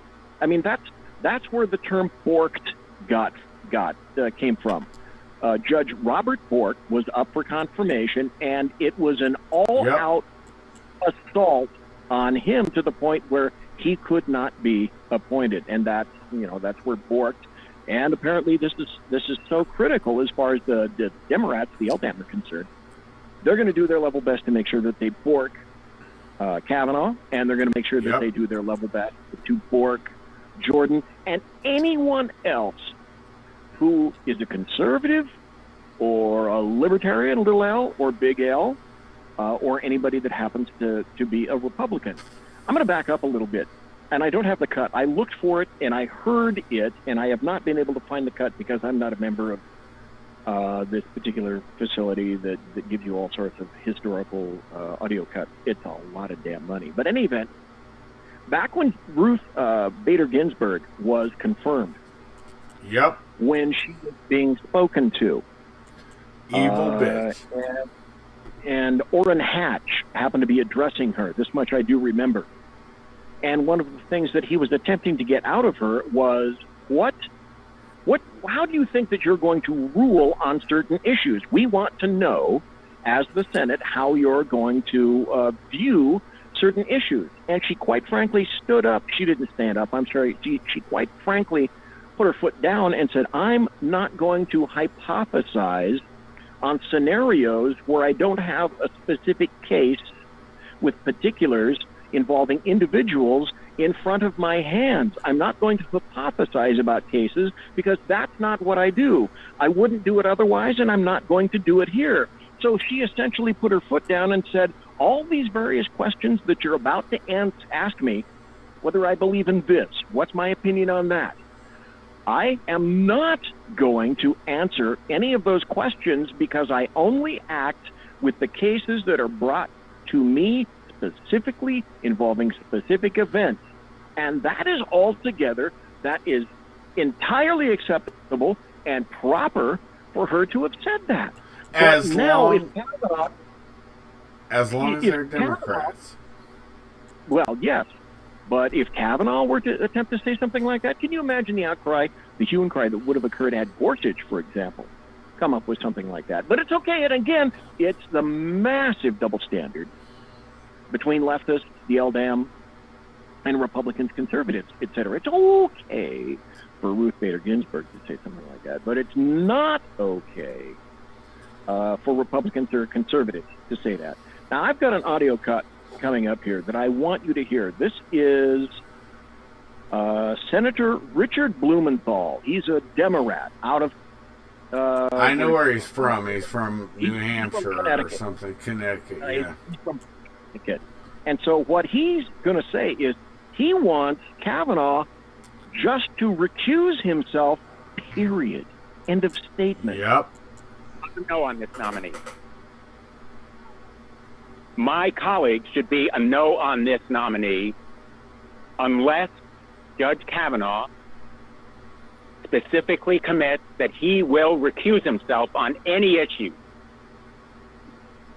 that involve President Trump's personal financial dealings or the special counsel. He will be the swing vote. Judge Kavanaugh, if he is a justice, would be the swing vote in deciding whether he can pardon himself, get out of jail free path.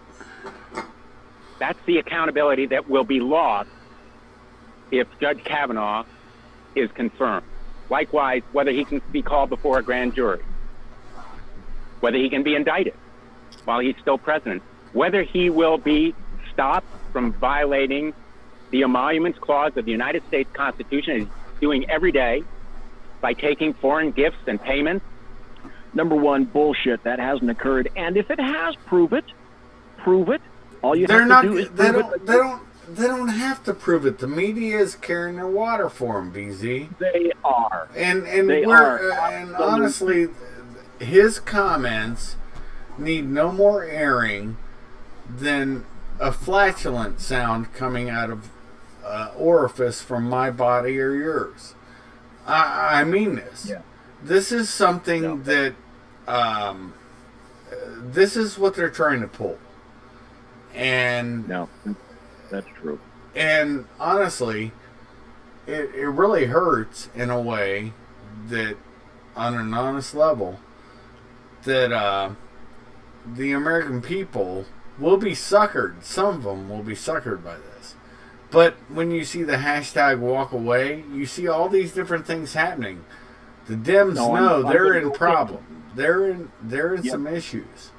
And they're in some very, very dire straits right now. They are, because they've used racial politics for so long. There's a backlash, and it's not just a white supremacist. No. It's also the blacks, the Hispanics that actually are citizens or are working to become citizens. And that's the whole thing. Divide and conquer. I think everybody's woke up to this. And that's the thing that is more important to focus on. But I don't even care about him. I don't care about that. My big thing, to me, is that at one time, look, I'm a member of the VFW and the American Legion. Nobody can dispute this. I'm also a contractor. I go overseas, and I'm about to leave again. And I want to do another show with BZ, and I'd love to do another one with Alan. Hopefully not 5 hours. God bless. No. But BZ, you did give the best, and brother, if I can't retrieve this, if you can do this on your show, it'd be epic. You did the best reading I've ever heard by Rudyard Kipling's If. So if you could take us out on that, I would love to have you say that. Dude, I was in tears. And I don't mean that in tears of laughter. I mean in tears of emotion. That was... And I know you told me afterwards that you felt it too. That poem. It was kind of tough to get through. Yeah. It was kind of tough to get through, I will admit. Yeah. But, yeah, 5 hours, yeah, I don't think it would be. Yeah, no, I don't want to do that again. Unless I'm in Afghanistan and getting shot at and stuff, and you guys can laugh at me why that shit happens. So, or wherever I'm going. Here's a story that I have not seen covered, but I haven't gone out to Drudge Report recently. I've been preparing for the show for the past hour, almost 2 hours now. So I haven't been on the media for about 2 hours, but just before I got in the car to come here, a story came out, and I would like your input on this, because I think this speaks volumes about the government's relationship with the citizens. And that's this. Now, Peter Strzok, the incredibly biased and political FBI agent, came to testify last week in front of Congress. And that was behind closed doors. This week, allegedly, he said that he will testify in front of everyone, not behind closed doors. However, just before I got into the car to come here tonight, Lisa Page, his lover, by the way, just thought I'd throw that out there, an FBI attorney, the last statement from her was she will come and testify behind closed doors, and they're going to attempt to get her to testify in the open. However, as I was getting in the automobile, I heard a news story, if anyone can confirm or not, that now her attorney, the attorney for Lisa Page, says she is not going to comply with the congressional subpoena tomorrow. She is not going to appear. So again, now if she's not going to do that, what makes anyone think that Peter Strzok is going to testify in front of Congress tomorrow or the day after this attorney has already set this precedent? Meaning, and I'll translate, that's this. Those particular people of the FBI and the members, the high-level members of the FBI, and let's throw the DOJ and almost any other alphabet agency that operated under the Obama administration, they believe that they are completely unaccountable and answerable to no one. This is the high, hard fuck you to anybody and everyone who wants to find out the truth about what I believe is truly an attempted soft coup against the government of the United States. It was a soft coup against a presidential nominee. It was a soft coup against a president-elect. And it is a continuing soft coup against a sitting president of the United States. Which is treason. Which each additional day we find out it's like the cat box is so big, all these corrupt cats can't cover their shit. And so they've got to have somebody else cover it for them. And that's why Comey, a lot of people forget this. When Trump pardoned the folks today, remember who they were. When he pardoned them, the fact remains that he was slapping down BLM. Now, I'm not broad brushing BLM. I was a Fed. I went through school with a lot of these folks. Not all of them. I mean, none of them that were there. But I met them in like Arizona and other little places, but not those particular places. And I know how they set up. Look, every one of you commit 3 felonies a day, whether you believe it or not, federally. And they convicted them men, found a judge that would do it federally, and they also made sure it went to the 9th Circuit.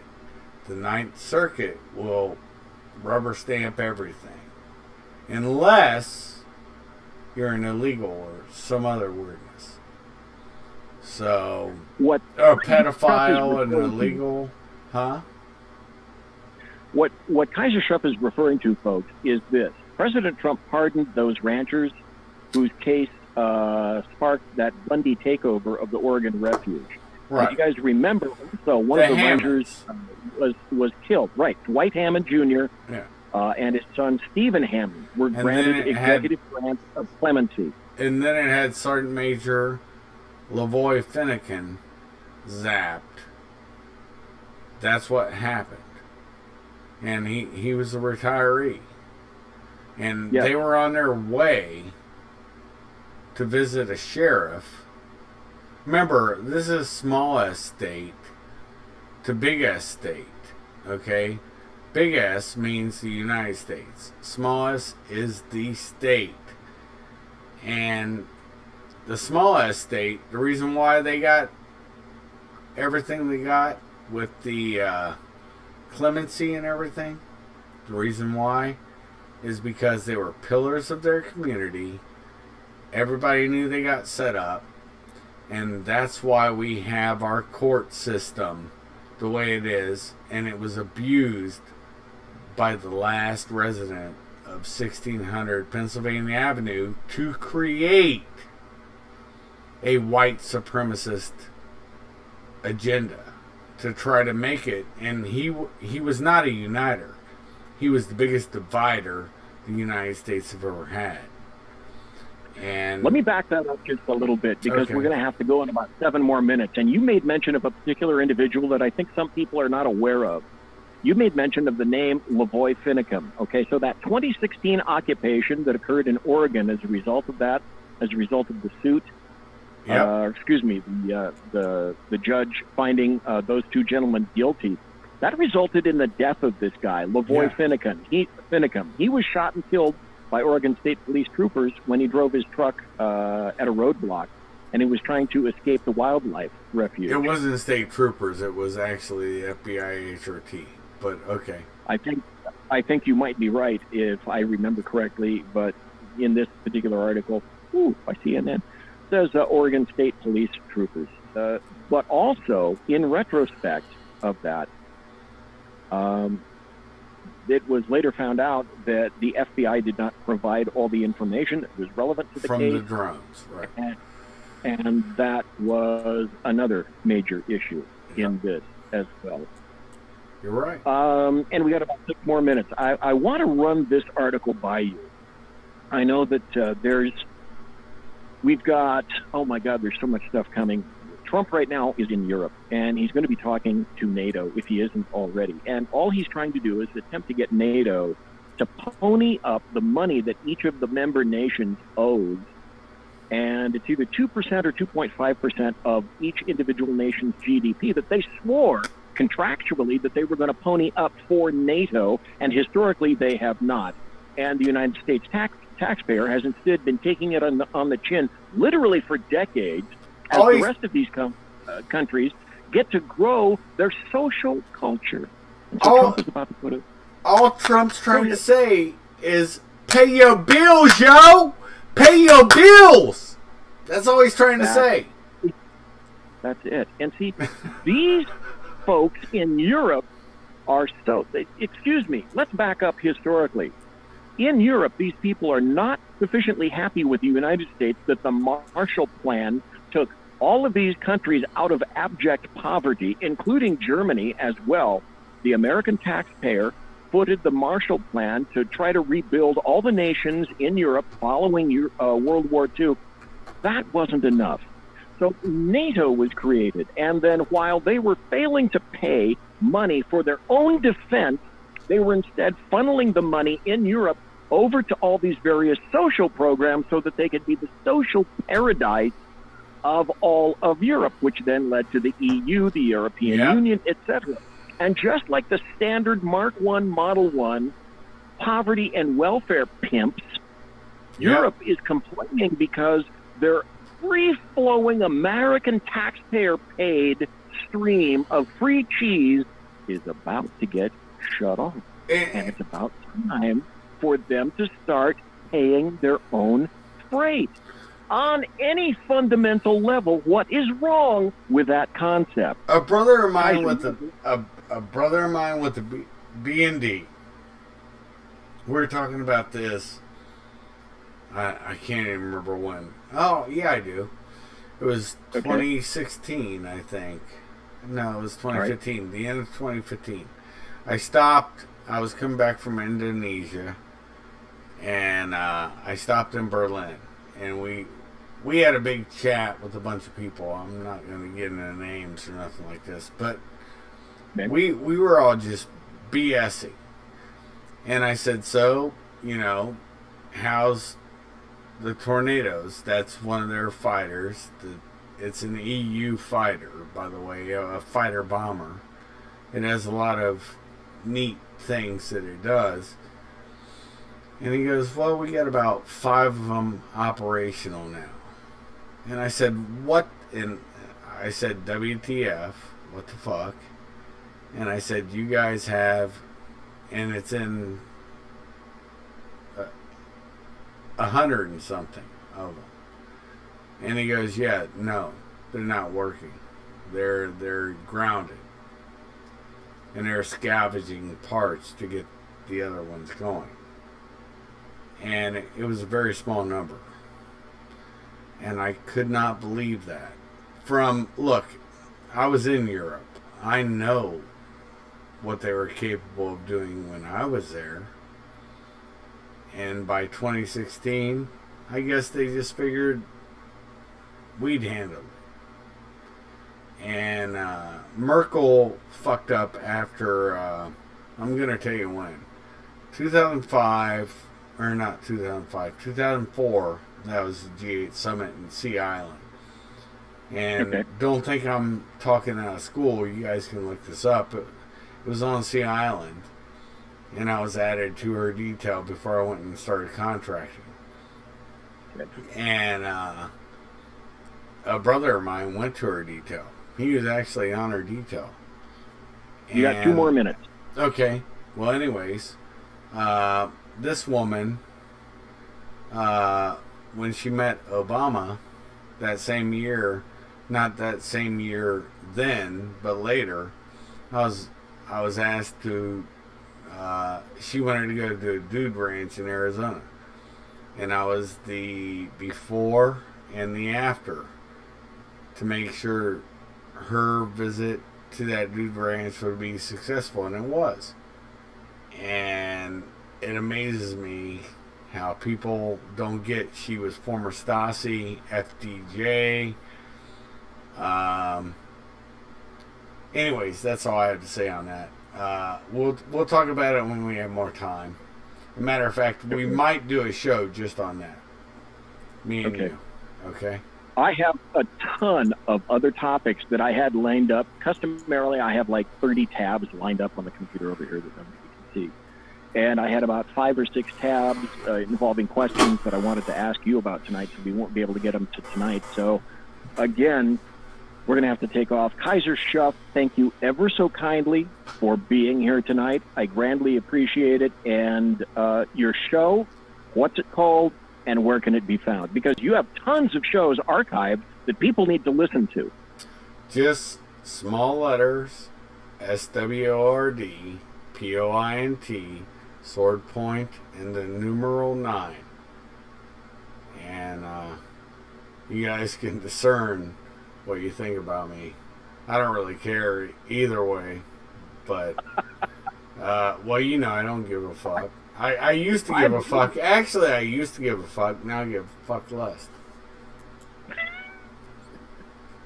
Folks, you've been listening to Kaiser Schuff live and direct right here on the Bloviating Zeppelin Berserk Bobcat Saloon.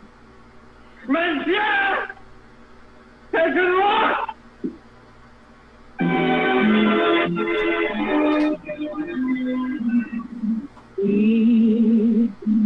Again.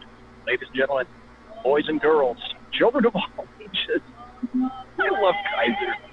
Kaiser, I love the hell out of you, my brother. Thanks for listening to Bloviating Zeppelin's Berserk Bobcat Saloon right here on the SHR Media Network. If you want to contact me, you can find me on Twitter at BZEP, at BZEP, or my blog. Lots of activity going on my blog, bloviatingzeppelin.net. My original intro music is by Possessed Tranquility. You can find them at ReverbNation.com. Emotional Consideration is by Lockheed Martin Skunkworks and the Boeing Company. If it ain't Boeing, I ain't Boeing. Tiaras are by My Little Pony. And also, promotional consideration by Pratt & Whitney Engines Thrust. You can trust. Thanks to my personal KC-135 Kettle One refueling team, with whom I will be consorting in less than an hour tomorrow night as special guest. Gee, it wouldn't possibly be one of the co-owners of the SHR Media Network. Oh, shame for me letting that cat out of the bag. Sackheads Against Tyranny tomorrow night, same bat channel, same bat time, 8 p.m. Pacific, 11 p.m. Eastern. Sackheads Against Tyranny tomorrow night. Be here, shrmedia.com. God bless. Take care. Good night. Everybody quiet down now and get some sleep. Hey, everybody. Good night, Mama. Good night, Dan. Good night, everyone. Good night, Mama. Good night, Daddy. Good night, children. Good night, Dad. Good night, Elizabeth. Good night, Jim Boy. Good night, Jim Bob. Good night, Jim Bob. Good night, Jim Bob. What's going on? I was asleep. What's everybody doing? Good night, Jim Bob.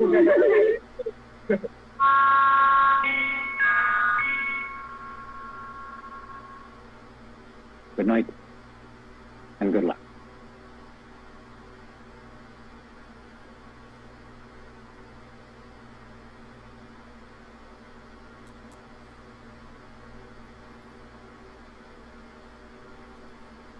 Hey, Beth, you still there?